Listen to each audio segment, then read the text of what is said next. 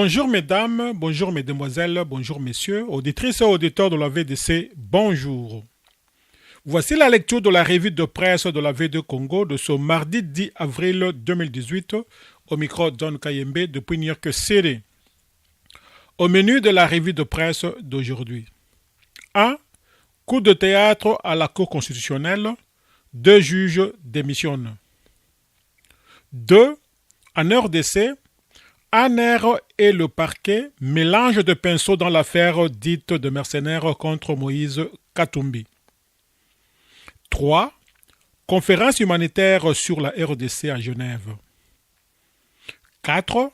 Machine à voter, entourée de tant de polémiques et noyée dans autant de dossiers sombres. Et enfin 5. 9 sujets chinois arrêtés pour exploitation illégale de l'or. Et maintenant les détails. Commençons par le point 1. Coup de théâtre à la Cour constitutionnelle de la RDC, 2 juges démissionnent. Actualité.cd titre RDC, démission de 2 juges de la Cour constitutionnelle. La Cour constitutionnelle avait fixé le tirage au sort pour remplacer 3 de 9 membres juges qui la composent pour lundi 9 avril. Une opération qui devrait avoir lieu 5 jours plus tôt, conformément à la Constitution, qui prévoit le renouvellement du tiers de membres 3 ans après son installation. Mais ce tirage au sort n'a pas eu lieu à la Cour constitutionnelle, constate actualité.cd, et pour cause, 2 juges, Jean-Louis Essambo Kangaché et Eugène Banyuku Loapé et Poutou, ont démissionné pendant les discussions. Aucune explication n'a été fournie à ce propos. Ces 2 juges relèvent du quota du Parlement et du Conseil supérieur de la magistrature. 2 démissionnent, un autre, Yvon Kalonda, est décédé dimanche 8 avril en Chérie de pêche.cd. Mais ce décès et ces démissions ne peuvent pas arrêter le processus de remplacement des 3 membres de la Cour et cela devra se faire par tirage au sort, poursuit le média. 2. En RDC, l'ANER et le parquet mélange le pinceau dans l'affaire dite mercenaire contre Moïse Katumbi. Jeune Afrique titre RDC, dans l'affaire des mercenaires pro-Katumbi, justice et services de renseignement se contredisent.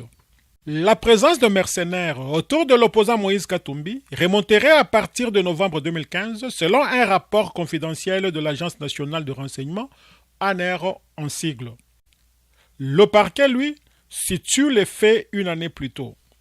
Dans un document confidentiel intitulé « Rapport d'enquête actualisé sur les recrutements de mercenaires par Sieux Katumbi Tchapou et Moïse », adressé le 16 décembre 2016 au procureur général de la République, avec copie notamment à Joseph Kabila, chef de l'État, et dont Jeune Afrique a pu consulter quelques extraits ce lundi 9 avril, l'ANER rappelle les faits et les situe vers la fin de l'année 2015. Après la démission de Sieux Katumbi Tchapou Moïse le 29 septembre 2015 de ses fonctions de gouverneur de l'ex-province du Katanga, il a été notoirement observé, à partir de novembre 2015 dans son entourage immédiat, la présence des gardes du corps d'origine étranger, notamment le Sieux Tom Junior III, Leonardo Onel, alias LT, sujet américain, qui a séjourné à Lubumbashi du 29 décembre 2015 au 3 janvier 2016, avant de disparaître momentanément de la circulation, peut-on lire dans ces documents de 208 pages, dont 39 annexes. Mais dans sa requête aux fins de fixation d'audience datant de 16 mars 2018 et authentifiée auprès de Jeune Afrique, le parquet général de la République situe les faits reprochés à Moïse Katumbi en 2014, soit pendant qu'il était encore aux commandes de l'ex-province du Katanga. Sans préjudice des dates plus précises, mais au courant de la période allant de l'année 2014 à l'année 2016, période non couverte par la prescription de l'action publique, l'ancien gouverneur est accusé d'avoir levé ou fait lever des troupes armées, engagées ou enrôlées, fait engager, enrôler des soldats et leur avoir fourni des armes et munitions, sans ordre ni autorisation du gouvernement, écrit le procureur général de la République au premier président de la Cour suprême de justice, appelé à fixer l'audience de cette affaire, rappelle Jeune Afrique. 3. Conférence humanitaire sur la RDC à Genève. Deutsche Welle titre Querelle de chiffres autour de la crise humanitaire en RDC. Alors que l'ONU évoque 4,5 millions de déplacés internes, Kinshasa accuse les humanitaires de noircir les tableaux et avance une estimation 20 fois moins élevée. À 3 jours d'une conférence des donateurs qui se tiendra vendredi 13 avril à Genève, Kinshasa conteste les chiffres de l'ONU et a annoncé qu'il boycottait ce rendez-vous. Cette conférence est destinée à accueillir 1,13 milliard de dollars pour faire face aux crises humanitaires dans ce pays, mais en annonçant son refus d'y participer, Kinshasa semble indiquer qu'il n'a pas besoin de cet argent. Le Premier ministre par intérim, José Makila, a annoncé que la République démocratique du Congo n'y participerait pas, estimant que le niveau de la crise humanitaire n'est pas aussi excessif que l'ONU le prétend. Les Nations Unies, par le biais des HCR, mais aussi du Bureau de la coordination des affaires humanitaires OCHA en sigle, estiment que la RDC compte 4,5 millions de déplacés internes. Faux, rétorque le gouvernement congolais. La République démocratique du Congo compte aujourd'hui 231 241 déplacés internes, a affirmé Bernard Biango, le ministre des Affaires humanitaires, soit un chiffre 20 fois inférieur à celui de l'ONU.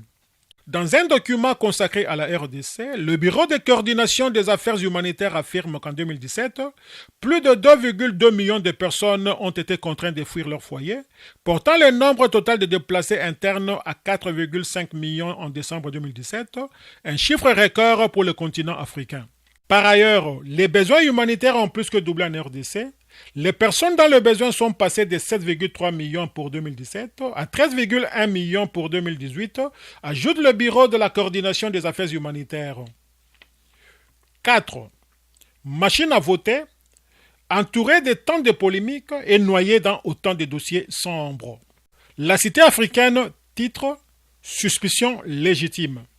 Ni lors du dialogue de la cité de l'Union africaine, ni encore moins dans le cadre des négociations directes du centre interdiocésain sanctionné par l'accord de la Saint-Sylvestre, Corneille Nangaa, président de la CENI, n'avait jamais alors évoqué l'introduction dans les scrutins à organiser en RDC d'une quelconque machine à voter. Bien plus, dans le calendrier électoral de la CENI publié le 5 novembre 2017, il n'est nulle part fait mention d'une machine à voter.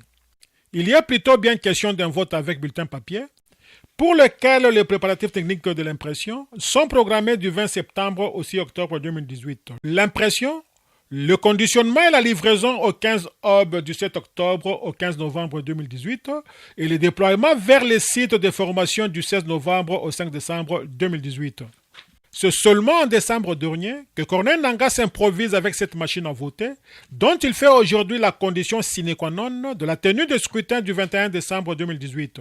Les élections se feront avec la machine à voter ou ne se feront pas au 23 décembre, clame-t-il, contre vent rougissant de l'opposition et marée mugissante de nombre d'associations de la société civile qui le conjurent d'abandonner cette fixation sur des machines à voter qui sont suspectes de toutes parts.